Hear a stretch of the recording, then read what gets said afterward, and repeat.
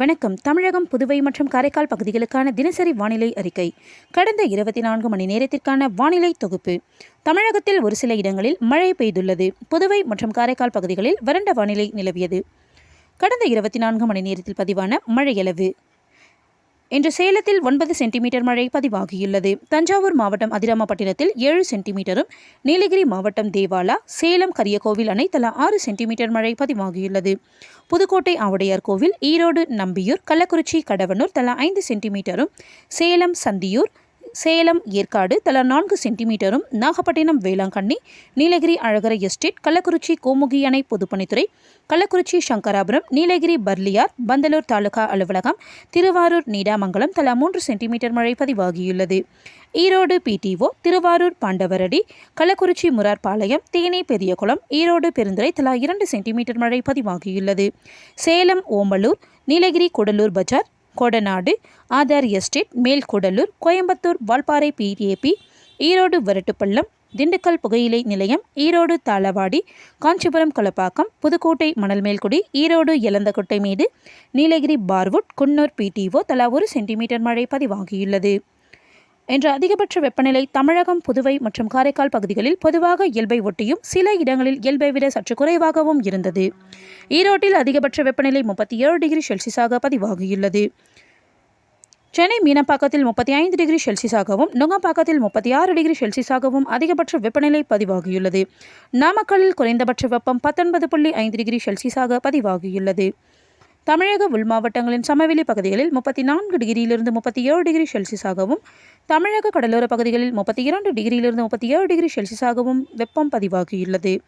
மலைப்பகுதிகளில் 20 டிகிரியிலிருந்து 27 டிகிரி செல்சியஸாக பதிவாகியுள்ளது. தெற்கு ஆந்திர வட தமிழக கடலோர பகுதிகளின் மேல் ஒரு வளிமண்டல கிழக்கு சுழற்சி நிலவுகிறது.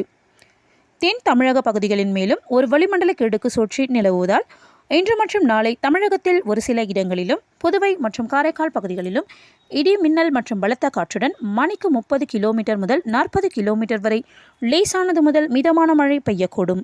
நீலகிரி, கோயம்புத்தூர், திருப்பூர், தேனி, திண்டுக்கல், திருப்பத்தூர், வேலூர், ராணிப்பேட்டை, திருவண்ணாமலை, திருவள்ளூர் மற்றும் காஞ்சிபுரம் மாவட்டங்களில் ஓரிரு இடங்களில் கனமழை பெய்ய வாய்ப்புள்ளது. ஜூன் 6ஆம் தேதியன்று தமிழகத்தில் ஒரு சில இடங்களிலும், புதுவை மற்றும் காரைக்கால் பகுதிகளிலும் இடிமின்னல் மற்றும் பலத்த காற்றுடன் லேசானது முதல் மிதமான மழை பெய்யக்கூடும். நீலகிரி, ஈரோடு, தருமபுரி, கிருஷ்ணகிரி, சேலம் மற்றும் திருப்பத்தூர் மாவட்டங்களில் ஓரிரு இடங்களில் கனமழை பெய்ய வாய்ப்புள்ளது. இன்று மற்றும் நாளை அதிகபட்ச வெப்பநிலை தமிழகம், புதுவை மற்றும் காரைக்கால் பகுதிகளில் பெரும்பாலான இடங்களில் இயல்பை ஒட்டி இருக்கக்கூடும். ஓரிரு இடங்களில் இயல்பை விட சற்று அதிகமாகவும் இருக்கக்கூடும். சென்னையை பொறுத்தவரை அடுத்த 48 மணி நேரத்திற்கு வானம் ஓரளவு மேகமூட்டத்துடன் காணப்படும். நகரின் ஒரு சில பகுதிகளில் இடி மற்றும் மின்னலுடன் கூடிய லேசானது முதல் மிதமான மழை பெய்ய வாய்ப்புள்ளது. அதிகபட்ச வெப்பநிலை 37 38 டிகிரி செல்சியஸை ஒட்டியும், குறைந்தபட்ச வெப்பநிலை 27 28 டிகிரி செல்சியஸை ஒட்டியும் இருக்கக்கூடும். தமிழக கடலோர பகுதிகள். இன்று முதல் 6ஆம் தேதி வரை குமரிக்கடல் பகுதிகள், மன்னார் வளைகுடா மற்றும் அதனை ஒட்டிய தென் தமிழக கடலோர பகுதிகளில் சூறாவளி காற்று மணிக்கு 35 முதல் 45 கிலோமீட்டர் வேகத்திலும், இடையிடையே 55 கிலோமீட்டர் வேகத்திலும் வீசக்கூடும். வங்கக்கடல் பகுதிகள்.